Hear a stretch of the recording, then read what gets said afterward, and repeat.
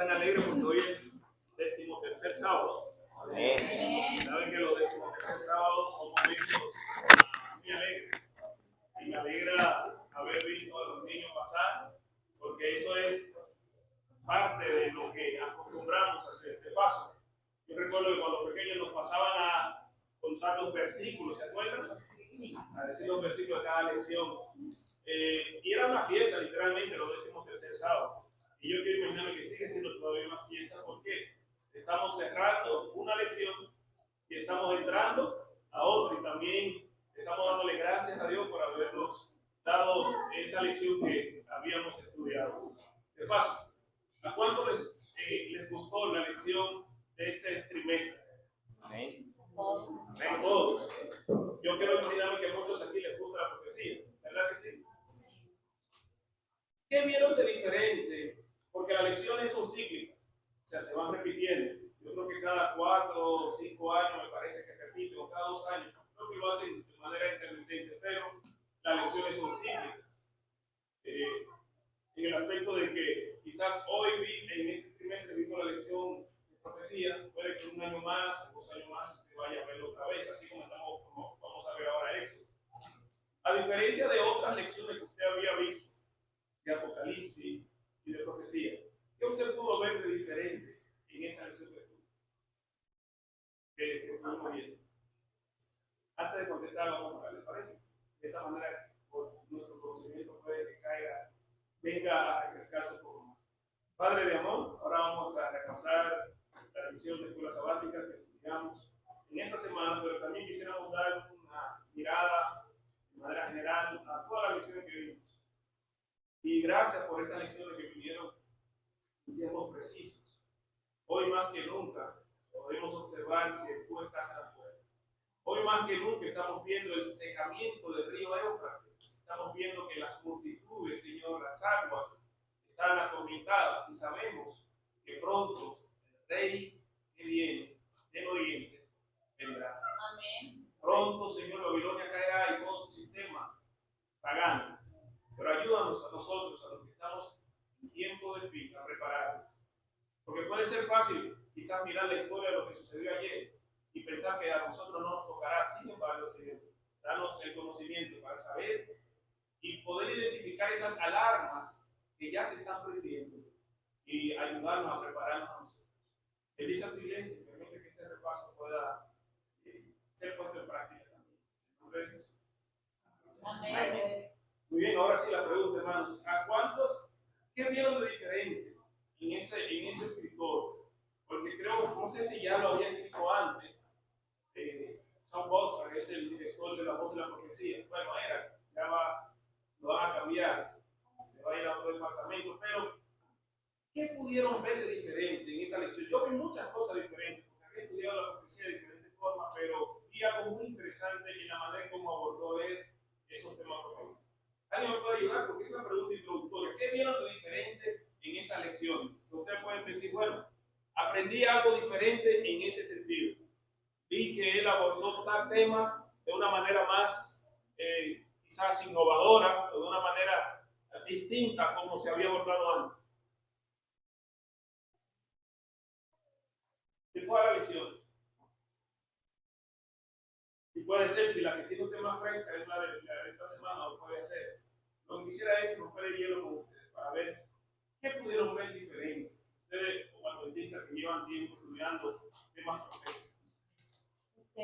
Pastor, bueno, para mí personalmente yo no había visto antes, como ahora en este estudio, como por ejemplo que todo nos lleva al mismo punto, ¿no? De que todo tiene su símbolo, o sea, todo lo relacionamos al tiempo de ahora, o sea, como por ejemplo la historia de ahora de Jonás, que la predicación de él, la arrepentimiento de Nínive y todo eso, yo no lo había relacionado como una profecía o que tenga que ver con el regreso de Jesús y el fin de tiempo y todo eso. Amén.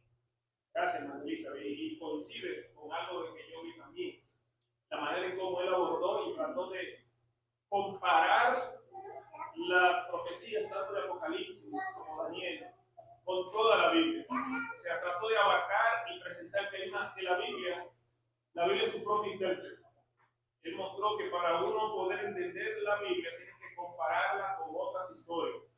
En lugar de centrarnos únicamente en un pasaje, es bueno ver el aspecto general. Y eso fue muy bueno, la manera en cómo el autor trató esa parte. ¿Alguien más, hermano, antes de irnos? A mí, pastor, en esta lección nos captó el rey Ciro, representando a nuestro Señor Jesucristo. ¿Cómo le llama? Rey. ¿Qué fue el salvador de qué? De Israel en ese tiempo, ¿verdad? Pero ahora nuestro rey vendrá ¿qué? A rescatarnos. En la comparación, Sí, de Ciro, un rey pagano, un rey. Incluso en Isaías, no recuerdo si es 41:1, dice: mi ungido, Sí, siendo una persona que pagada, que no sabía, pues ahora sí que él. Y es el lugar profético que estaba designado para él. Y algo también de la lección que también yo había leído Salmos, pero nunca pensé que venía junto con Apocalipsis, de las profecías. Aprendí mucho de eso también, de los Salmos. Estaba escrito de los Salmos para el tiempo final. Excelente, gracias, hermano. Fíjense, varias cosas que aprendí de la manera en cómo abordó la lección fue que primero nos empezó a instruir con respecto a cómo interpretar las profecías. La primera lección se trató de algunos principios de interpretación. Y eso, en cualquier escuela de teología, es lo primero que te van a enseñar, porque para tú poder entender un párrafo, un texto, tienes que saber cómo interpretarlo. No es lo mismo leer una poesía que leer una historia. La diferencia de una poesía es que es algo no necesariamente literal. Una persona puede tener le puede llegar una musa, pues, le puede llegar una inspiración y escribir un poema, escribir unas líneas en versos que rimen. Decir que el sol se puso gris, que la luna se puso roja, que la luna se puso café. Eso no necesariamente pasó literal. ¿Por qué? Porque es poesía, pues, y en la poesía se permite que tú escribas, que tú digas, que tú hagas comparaciones. La historia es diferente, la historia debe ser algo literal, tú no puedes inventar con la historia, no puedes decir que un hecho pasó en el 1400 cuando en verdad fue mentira, porque vas a confundir. La historia es más tajante, es más literal, y en ambos, así como nos enseñó, cuando uno se acerca a la profecía tiene que saber identificar cuándo es simbólico, cuándo es literal, y todo eso nos va a ayudar a tener un mejor entendimiento. Vimos, por ejemplo, el hecho de las bestias. Sabemos que las bestias no son bestias literales, ¿verdad? Sino que representan poderes. Entonces, después nos habló de la primera lectura. Habló de Génesis. Génesis es un preview de todo, que te dice más o menos lo que va a pasar. Es como cuando usted lee un libro. El libro tiene el prólogo. El prólogo te dice de manera general de qué trata el libro. Pero si te quedas nada más con el prólogo, no te vas a dar cuenta de todo, porque hay detalles que se van poniendo en los demás capítulos. Y él presentó a Génesis como el prólogo. Y de diferentes formas, a mí me encantó mucho porque todos como adventistas seguimos las profecías y tener un panorama más amplio de cómo ver la profecía nos ayuda a ver y apreciar más la Biblia, porque a veces alguna gente entiende que el libro de Apocalipsis es un libro ya aislado, que nada más algunos sabios pueden entenderlo, pero en estas lecciones pudimos encontrar comparaciones que hizo que el libro de Apocalipsis fuera más fácil de entender. Eso fue lo que vi, más fácil. Porque cuando uno se acerca a Apocalipsis, lo que ve bestias, ve diferentes situaciones, y aquí te dijo, no, si lees algo vas a entender también la profecía. Si lees Génesis también la vas a entender. Si ves las historias también la vas a entender. Y eso ayuda a que uno tenga una perspectiva más amplia y más general, ¿verdad? Y eso fue lo que me gustó del autor. Bueno, ahora sí, si no hay algo más que usted quiera decir, vámonos entonces a la lección última que estudiamos. La última lección. Que llevó como título Imágenes del futuro. Antes de cualquier evento, siempre llega un anuncio, una alarma. Yo estaba escuchando que en Vietnam, una vez uno de los volcanes no tenía actividad volcánica, pero de repente empezó a dar manifestaciones de que iba a entrar en erupción. Y el gobierno, los militares, empezaron a alarmar y a decirle a las personas que salgan porque este volcán iba a hacer erupción. Y gracias a Dios, más de 200.000 personas salvaron su vida porque decidieron salir del lugar. Hicieron caso. Sin embargo, en otro país, Sudamérica, surgió lo mismo. Le dijeron a las personas y la gente, no, nunca ha pasado, no va a pasar. Y lastimosamente, al no salir, quedaron atrapados entre la larva, entre la ceniza y el lodo. Llega un momento donde las alarmas se ponen en función y depende de nosotros prestarle atención o no prestarle atención. Si usted está en su casa y si de repente escucha usted la alarma del humo, ¿qué es lo primero que usted va a pensar? Hay fuego. Usted va a ir a ver que está, de verdad, y si necesita evacuar, lo va a evacuar. Miren, estas lecciones que nos llegaron, hermanos, todas ellas han sido una alarma, han funcionado como alarmas que nos enseñan cómo va a ser el fin. Es probable que nosotros digamos, bueno, eso le pasó a Nínive, eso le pasó a tal ciudad, eso le pasó a esta ciudad, pero a nosotros nunca nos pasará. Yo quiero decir, hermano, que sí puede llegar a pasarnos en el tiempo de ahora, si no prestamos atención. Hoy ya Dios también está prendiendo sus alarmas. Y nosotros, la misma Biblia dice que cuando veamos estas cosas acontecer, levantemos nuestra cabeza porque ¿qué? El tiempo está cerca. Vamos a ver entonces cómo Dios advirtió y qué reacciones tuvieron algunos reyes que el Señor les advirtió y cómo reaccionaron ante la advertencia. Como le dije, en Vietnam sucedió que le dijeron que iba a erupcionar el volcán, hicieron caso y se salvaron. En este otro país dijeron que iba a erupcionar el volcán, no hicieron caso y se perdieron. Entonces, va a depender finalmente de cómo tomemos la profecía, cómo tomemos las advertencias que Dios nos dé. Y de eso dependerá salvar o no nuestras vidas. La primera lección que vimos en esta semana fue el profeta renuevo. Y ustedes saben de quién habla, ¿verdad? Ustedes conocen quién fue ese profeta. Y me llama la atención por qué ponen un profeta renuevo. Es interesante que Jonás tenía muchas razones por las cuales no quería ir a Nínive. ¿Y cuál era una de ellas, hermano? Una de las razones por las cuales, si usted fuera una, no fuera a Nínive. Eran muy crueles. Nínive eran crueles, pero de lo peor. Nínive está escrito como uno de los imperios más crueles. Nínive a sus esclavos los mataba, los mandaba a pelear por ellos. Nínive tenía como hazaña decapitar y mostrar, porque de esa forma mostraba miedo. Cuando conquistaba una ciudad, Nínive hacía cosas pero brutal para que la gente dijera, no nos vamos a meter con esa nación. Aparte de que era una nación cruel, Nínive también era una nación bien idólatra. Bien idólatra. Y nosotros, si fuéramos Jonás, hiciéramos lo mismo. Vete a predicar allá a Nínive. Uno dijera, bueno, déjame ir y llevar el mensaje de Dios a ese lugar peligroso.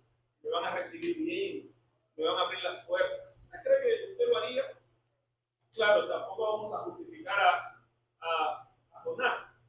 Pero ¿cuál fue la razón principal por la cual Jonás no quería ir? ¿Era por lo cruel que era Nínive? ¿Por lo idólatra que era? Sabía que Dios podía perdonar. Jonás conocía la dimensión del amor y la misericordia de Dios. Y Jonás, como cualquiera de nosotros, quería que la justicia divina castigara el pecado de Dios. Jonás dijo, ellos se lo merecen, Señor. Tú no te metas, deja que yo cargue la consecuencia de su pecado, porque a la larga todos tenemos que pagar con la consecuencia. Y Jonás sabía bien que ya Israel, por haberse apartado a la idolatría, cargaba con consecuencia de sus pecados. Y Jonás decía, si mi pueblo carga con la consecuencia de sus pecados, ¿por qué este pueblo pagano no? Retribución. Y la retribución en nuestra mente, hermano, todavía está hoy. Todavía hoy, si alguien hace algo malo, nosotros queremos que esa gente, ustedes saben que existe un famoso ideal del karma divino. Algunos no creemos en el karma, pero creemos en el karma divino. Decimos, tarde o temprano te va a llegar algún día. Y cuando esa gente la está pasando, decimos, ay, te llegó lo que usted, ahí está la consecuencia. Y como que nos sentimos satisfechos y decimos, por fin Dios hizo justicia. Jonás también tenía ese sentido. Él quería que Dios hiciera justicia.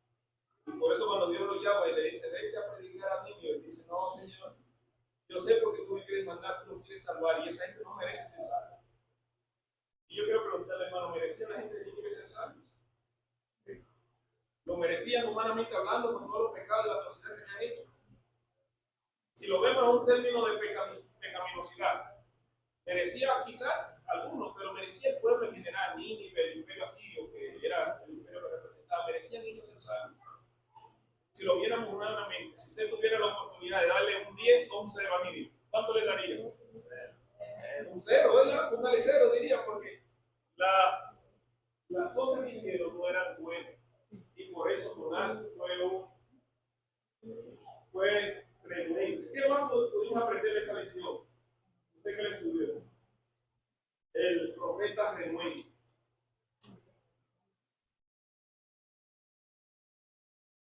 ¿Qué relación hizo Jesús con Jonás?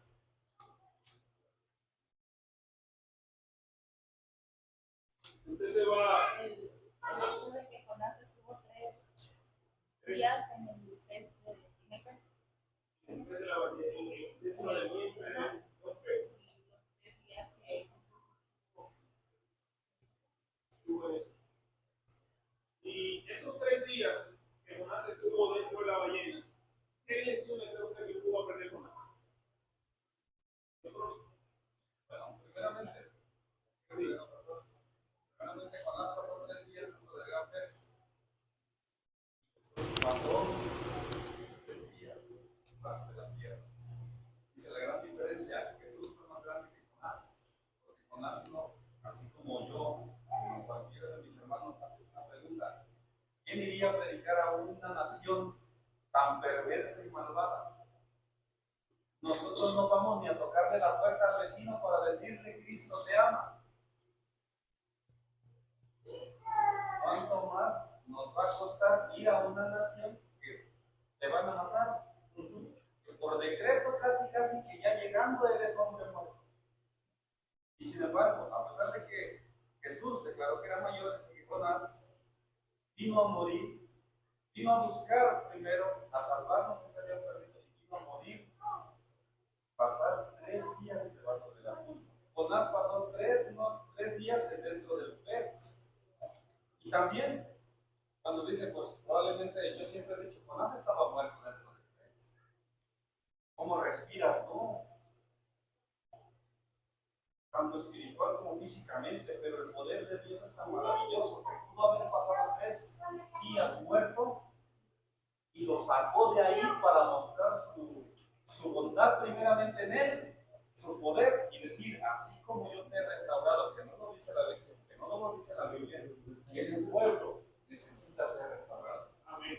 ¿Entiendes? Porque nadie vive sin respirar después de 5 minutos. No, lo que me diga alguien si puede respirar y vivir después de 5 minutos. Y menos con los gases digestivos de este pez. Menos en los gases digestivos, exactamente. Fíjense que la lección hace una pregunta final, hermano, para pasar a la otra. ¿Cuánto hay de Jonás en ti? ¿Cómo puedes superar esa actitud equivocada? ¿Cuánto hay de Jonás en nosotros? Porque podemos ver también que cuando se habla de que Jonás predicaba, él predicaba, imagino, de mala gana. O sea, porque luego, si leemos el libro de Jonás, vemos que él luego le reclama al Señor cuando el Señor lo salva. No hace lo que Jonás dice que iba a hacer. Porque no dijo, arrepiéntanse, que en tantos días el Señor va a destruir. Simplemente decía, el Señor va a destruir Nínive en tantos días y ya. O sea, no le daba ni siquiera la esperanza, a diferencia de un mensaje de predicación. Uno, por ejemplo, predica que Cristo viene, pero le da la solución para no perderse. Uno no predicaba para que no se pierdan, uno decía, el Señor va a venir y va a destruir Nínive en tantos días. No les daba una esperanza. Sin embargo, vemos que aún ese mensaje que era seco, que era sin esperanza, hizo que un pueblo entero se salvara. ¿Cuánto de Jonás hay en nosotros? Creo que mucho, porque puede que quizás nosotros busquemos ahora Jonás, pero quizás aquel enemigo, aquella persona que nos hace daño, aquella persona que le hace daño a aquellos que amamos, quizás yo dudo que vayamos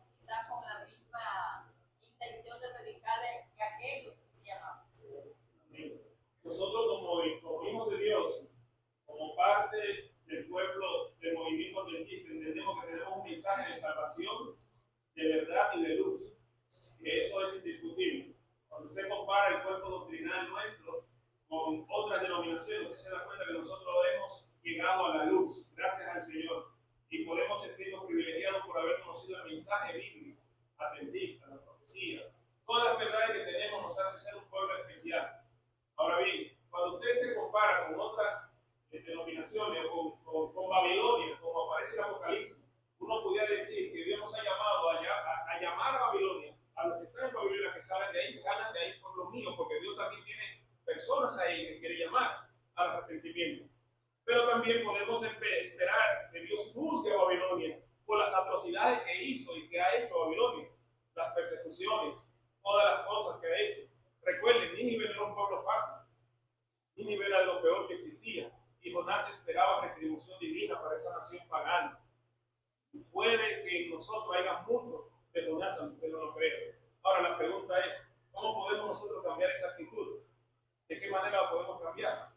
Esa misma actitud de Jonás, de no querer ir a predicarle a alguien que sabemos que merece ser perdido, de no llevar el mensaje a un lugar que sabemos que hay tanta corrupción que posiblemente nuestra vida puede correr peligro. ¿Cómo podemos cambiar entonces esa actitud, hermano, y ser más valiente y decir, yo voy a predicar y voy a amar a los que están perdidos? A esa gente que sí están en las drogas, están con enfermedades porque se lo buscaron, a esa gente que yo creo que no tiene misericordia, Dios no debe tener misericordia de ellos. ¿Será que mi actitud hoy debe ser diferente a la de Jonás y decir, yo voy a predicarle y voy a predicarle con amor, no con dureza? Y a veces hasta predicándole con dureza se arrepienten porque vemos el resultado. Jonás fue y le predicó de los mensajes más secos. Jonás, es interesante, no llegó a decirle, mira, tiene que arrepentirse. La Biblia no narra que le dijo, tiene que arrepentirse, porque Dios está misericordioso, quiere perdonarlos. Han cometido muchas faltas, muchos errores, pero si ustedes no se arrepienten, Dios los perdona. No, él no llegó así. Es como cuando Juan dijo, generación de víboras. ¿Me entiendes? O sea, él llegó y si no se arrepienten, en 40 días ustedes van a ser raídos de exterminio. Y lo mismo así como cuando bautiza la generación de víboras. Y uno se queda como que víboras. Vas a la alusión, ¿no? Por algo te están diciendo eso, conoce el corazón de las personas, así como que escudriña los pensamientos de uno.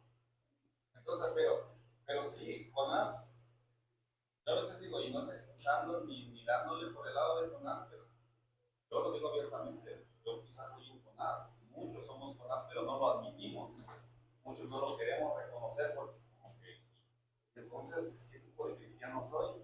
Pero Jonás no es que fuera un profeta malo, era un profeta de Dios, era un varón de Dios, simplemente que, como te venimos diciendo, lo que apuntaba era de que esa generación, Dios los iba a salvar. Él le dice, yo sabía, Señor, que tú los ibas a salvar. Y como que dice, de parte me metiste, de entre esa ballena, me aventaron al mar, embravecido, tuve que pasar todo lo que pasé, se enojó por la calabacera, se enojó por todo, y Dios le hizo ver en el enojo de Jonás el amor de él. Así como tú te duele que sientes por una calabacera, cuando son más por tu pueblo. Hermanos, finalmente para pasar a la próxima lección, ¿cuál fue el resultado de la predicación de Jonás? Vamos a decir que ya Jonás decidió ir, ok, bueno, el pez no decidió ir, el pez lo llevó. Pero Jonás no quería ir, el pez lo llevó. El tema llevó a ¿Verdad? Y saben ustedes que muchas veces este pez puede ser una representación del Espíritu Santo, donde tú no quieres hacer algo, pero el Espíritu te motiva y te dice, vete, porque el Espíritu nos contriñe, nos dice, vete, hazlo, tú no quieres, pero hazlo, no lo hagas por ti, hazlo por ti. El Espíritu Santo es el que motiva a uno a hacer esas cosas. Por ejemplo, a veces uno no quiere quizás pedir perdón, o uno no quiere quizás humillarse, porque eso está en uno, no quiere hacerlo, pero el Espíritu Santo trabaja en tu corazón, trabaja tan fuerte, y tú vas y lo haces sin querer. El Espíritu Santo trabajó también en la vida de Jonás, porque Dios no solamente quería salvar a Nínive, Dios quería salvar a Jonás. Dios quería salvar a Jonás. Y muchas veces, hermanos queridos, llevándote a ti a predicarle a alguien el mensaje de salvación y de misericordia, Dios quiere salvarte a ti. ¿Sabe que yo le le doy gracias a Dios por hacerme predicador del mensaje, porque una de las primeras cosas que hace Dios conmigo es predicarme a mí, decirme a mí, tú tienes que arrepentirte, tú tienes que dejar que Dios te alcance. ¿Por qué? Porque de esa manera, yo, gustando del mensaje de salvación que el Señor tiene para mí, yo puedo ir a decirle a otros que Cristo ha hecho por mí. Y Dios quería trabajar con Jonás. Dios quería que Jonás se diera cuenta que él quería salvarlo a él también, así como Nínive también Dios quería salvar. ¿Cuál fue el resultado del mensaje de Jonás? Jonás va, predica, ¿y qué mandó hacer el rey así? El rey de Nínive cuando predicó Jonás. Declaró ayuno, hasta los animales iban a ayunar. Imagínense, los bueyes, todo el pueblo iba a tener que ayunar. Al punto tal que en poco tiempo que fue Jonás, el mensaje llegó y Nínive se arrepintió. Nínive se arrepintió, hermanos. Ese es el buen mensaje que termina Jonás. Termina la historia de Jonás. Yo creo que el libro de Jonás fuera perfecto si no existiera el libro de Nahum. ¿Cuánto ha leído el libro de Nahum?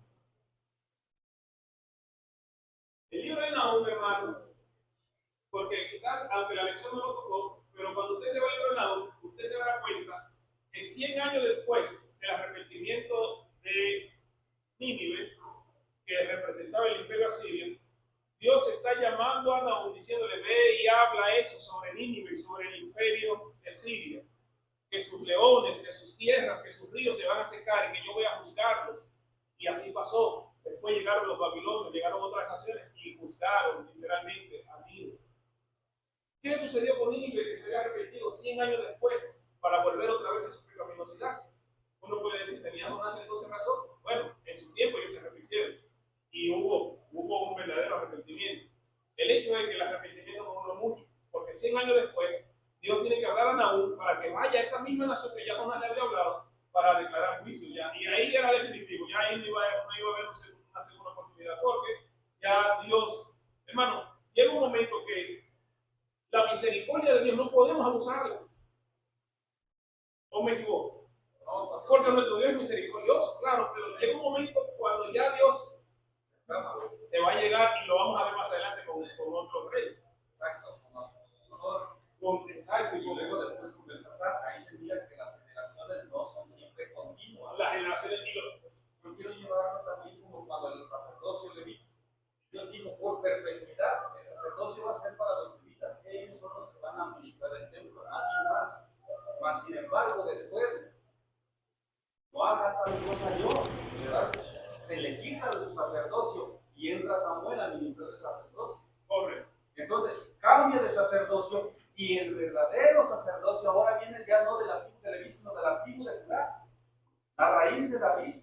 ¿Y quién viene representando? ¿Quién es el único sacerdote real? Es nuestro Señor Jesús. Las profecías al final van apuntando al Salvador, que es Jesús. Amén. Hermanos, Dios tuvo misericordia de ellos. Ellos se arrepintieron. Y es un bonito final, ¿verdad que sí? El rey escuchó el mensaje que le dio Jonás y declaró ayuno, duelo, la gente se arrepintieron. ¿Cómo podemos relacionar eso con el tiempo del fin? Bueno, nosotros hoy también tenemos un mensaje que dar. Y este mensaje que tenemos que dar es de que va a caer plaga sobre los pecadores, que los juicios de Dios vendrán y que la gente tiene que arrepentirse. Y sabemos que muchos se van a arrepentir. Nosotros creemos que Dios usará poderosamente a su pueblo. Así como habrá perdido, también habrá salvado.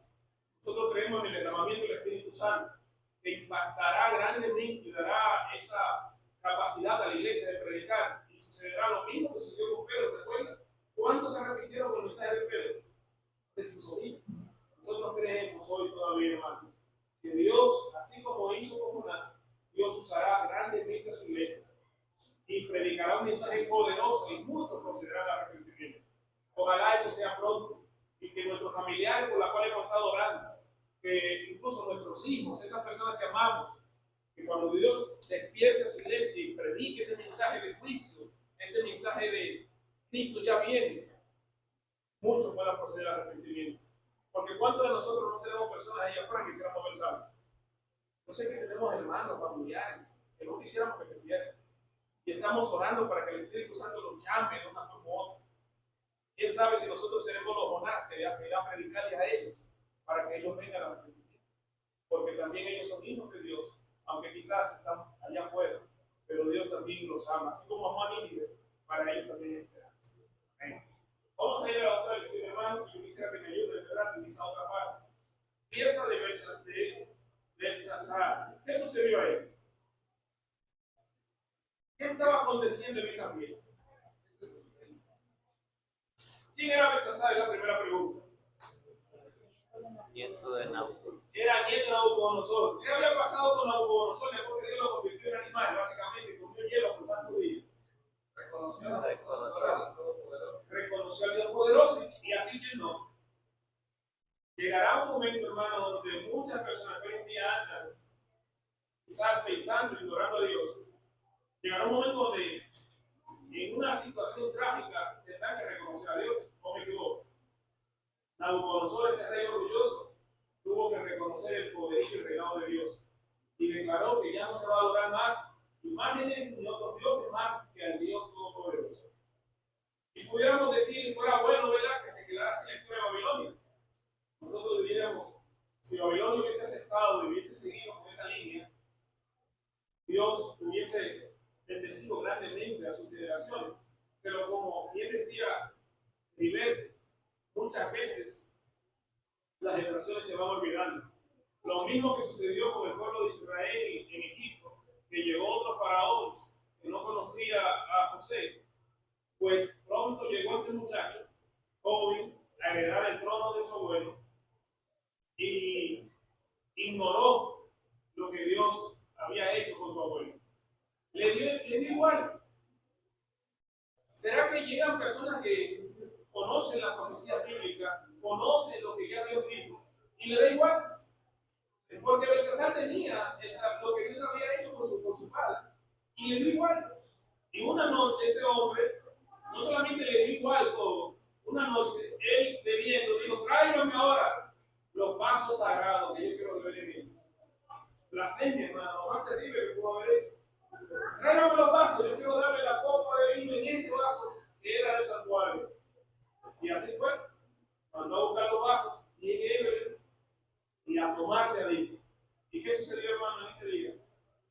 Ese día se mostró el dedo, la mano de Dios, dando bien. Sí, quería decir que su reino había sido empezado a balanza, había sido ya los altos, tenía que terminar. ¿Por qué? Daniel se vuelve a presentar ahí. Él sabía de Daniel.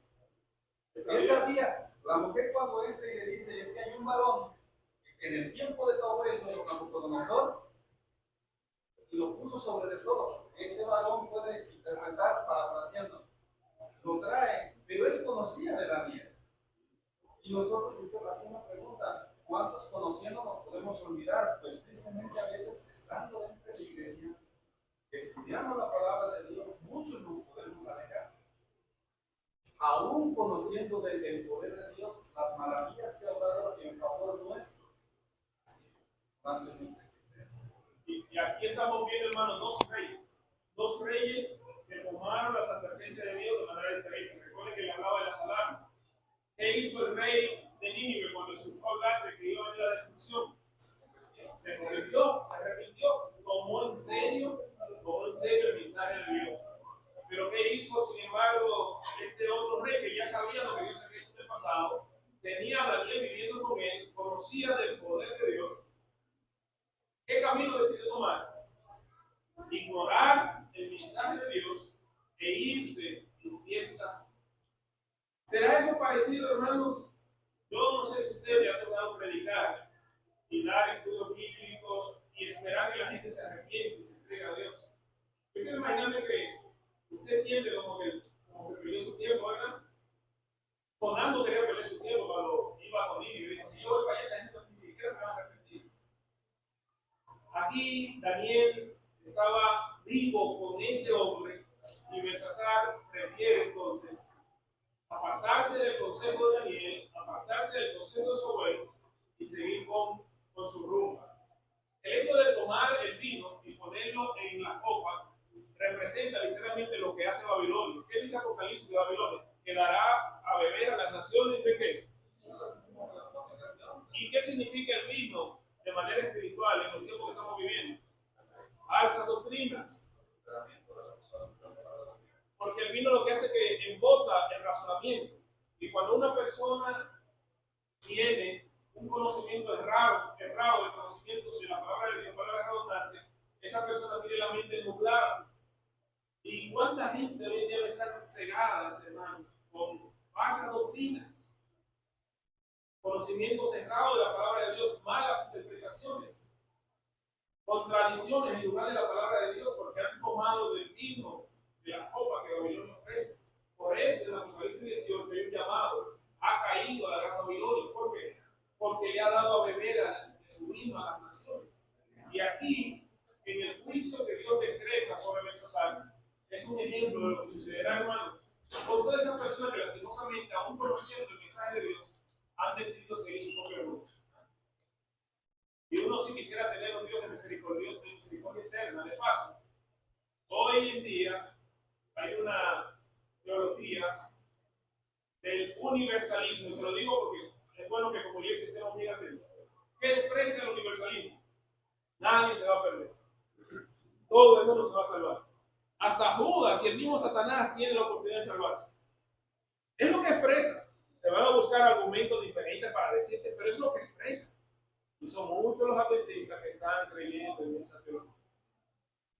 Y puede que algunos de nosotros lo hemos escuchado y nos parezca algo agradable, algo bueno, porque ¿quién no quisiera que su familiar que está perdido ahora mismo, aún estando perdido, tenga la oportunidad de salvarse sin arrepentirse?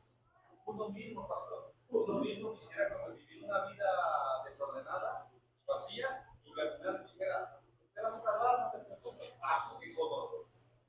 Qué cómodo. Entonces, ¿de qué sirvió el sacrificio de nuestro Señor Jesús? Morir en la cruz y pasar 3 días de la tierra. Y el universalismo es lo que hace. Vive la vida y es de la misma línea de salvo, siempre salvo. Cristo te salvó, lo único que tienes que confesar es que Cristo vive y sigue adelante. Sigue con tu vida, no va a pasar nada.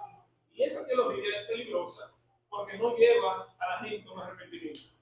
No lleva a la gente a reconocer el poder y la misericordia de Dios, pero sobre todo su límite, porque Dios es misericordioso, pero llega un límite donde la copa se rebosa. La copa de Belsasar se había rebosado y dijo Dios, bueno, hasta aquí llegaste, no puedo hacer. Tú mismo cavaste tu propia tumba. Y puede que este mensaje, hermanos, sea un mensaje duro para predicar hoy, decir, bueno, hablar de juicio, de que la hora del juicio ha llegado, pero eso es lo que va a pasar. Al fin del tiempo, la hora del juicio va a llegar. Y el pueblo de Dios va a tener que definir su camino. ¿Soy seguidor de Dios fiel o no? Llegará un momento, hermano, donde no podremos cavilar entre dos caminos. Llegará un momento donde tendremos que definir, así como Josué, cuando iba a entrar a la tierra de los canaanitas, que le dijo al pueblo, ustedes hoy definan si Jehová es Dios y en pos de él. Pero mi casa y yo, sí estamos seguros, ¿qué va a pasar? Mi casa y yo serviremos a Dios. Este mensaje de Belsasar es un mensaje para nosotros hoy también, hermano. Le hablaba del universalismo. De paso, fui a visitar a una persona que estaba luchando con esa tendencia. Esa persona también le habló a otra persona diciéndole, esa madre estaba preocupada por sus hijos, estaba afuera, y esa persona le dijo, no te preocupes por tus hijos, está bien. Al cabo Dios lo va a salvar. Sí, así como están esos pecados, Dios lo va a salvar. Y quizás eso fue un mensaje de consuelo, porque yo no soy madre y yo no quiero imaginarme cómo una madre ora por su hijo para que se arrepienta. Y usted venir y decirle a esa madre, mira, Dios va a salvar a su hijo así como está en pecado. Es un mensaje como de aliento, ¿verdad? Sí, la esperanza. Es un mensaje de esperanza. Pero dentro de ese mensaje de esperanza, ¿cree usted que está toda la verdad completa? No, este será solamente es como una herida que le echas un cuento solamente. Y yo quiero entender, hermano, que nuestro Dios es un Dios de misericordia, pero también es un Dios que pide y demanda que nosotros nos arrepentamos. Porque el arrepentimiento es la muestra de que el pecado nos rodeó y que no vamos a seguir con ese pecado. Los pecados no confesados y acariciados son una maldición no solamente para la persona que lo llevó, sino que trae consecuencias de generación en generación. Lleva una línea, lleva una trayectoria, tuvimos consecuencias graves. Por eso, hermano querido, lo que pasó con Belsasar es un llamado para nosotros hoy que conocemos la verdad. Porque podemos decir, bueno, eso fue con Belsasar, no va a pasar conmigo. Pero Belsasar conocía, Belsasar había visto lo que pasó con su abuelo. Nosotros hoy también tenemos el mensaje de Belsasar, más el mensaje de todos. ¿Qué hemos hecho con el mensaje que hemos recibido? Adelante. Quisiera compartir algo ya entre los finales. Al final de la lección habla de que Dios, así como nosotros, a las naciones les ha dado ese privilegio de gobernar, de reinar sobre otras naciones, y han caído por las malas decisiones. A mí me llamó mucho la atención lo de Ciro, el persa, como Dios desde antes de que naciera, Ezequiel dice mi ungido, el ungido de Dios, y que de su mano iba a tomar las naciones y iba a conquistar, iba a tener tanto poder. El ungido de Dios es como un antitipo que no le llega, dice, en realidad a nuestro Señor Jesús.